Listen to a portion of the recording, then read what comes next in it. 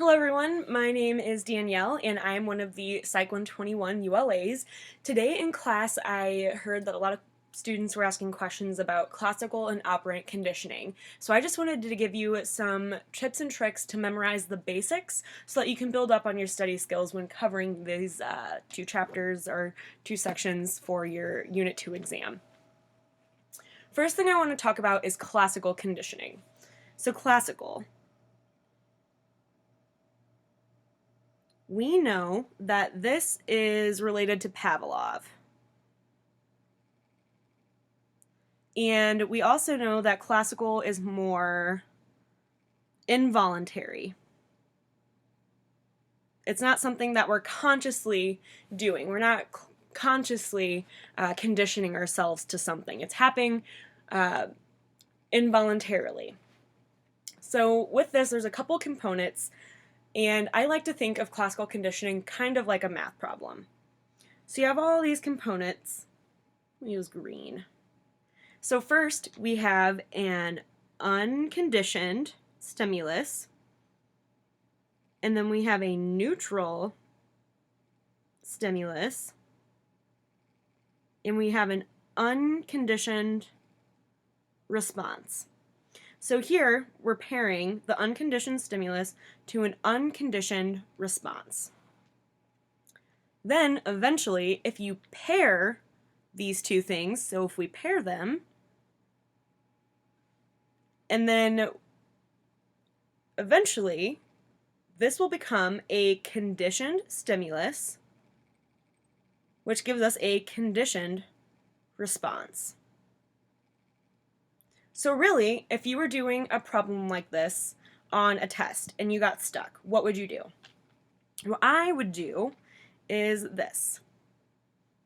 I would draw out your equation, if you want to call it that, and we'll use the example from the study session where we talked about the lakeshore property and the man eating a mouth-watering meal. So there's a man eating a mouth-watering meal and he's looking at photos of this gorgeous lakeshore property. Here, we can pretty much say that the drooling or the mouth-watering is a response. We'll just call it drooling. Because the house and the meal are both some kind of stimuli.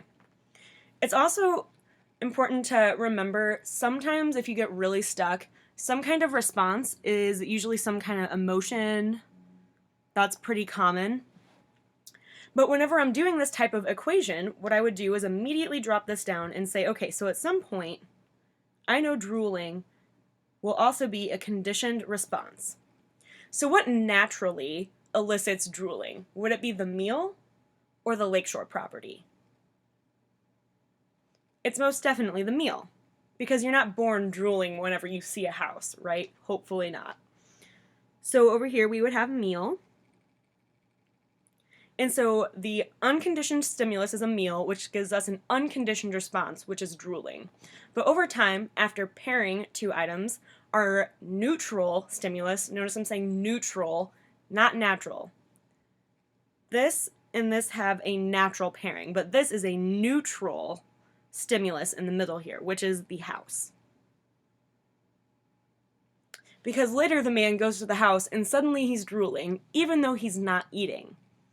So he's been conditioned to drool when he sees that house. Eventually, this drops down right here. The house becomes the conditioned stimulus, and the conditioned response to seeing that house would be drooling. So you also have operant conditioning, which is a little different. So we'll erase all this.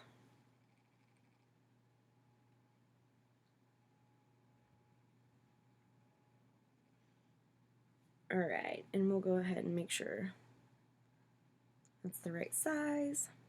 We'll use purple this time. So then we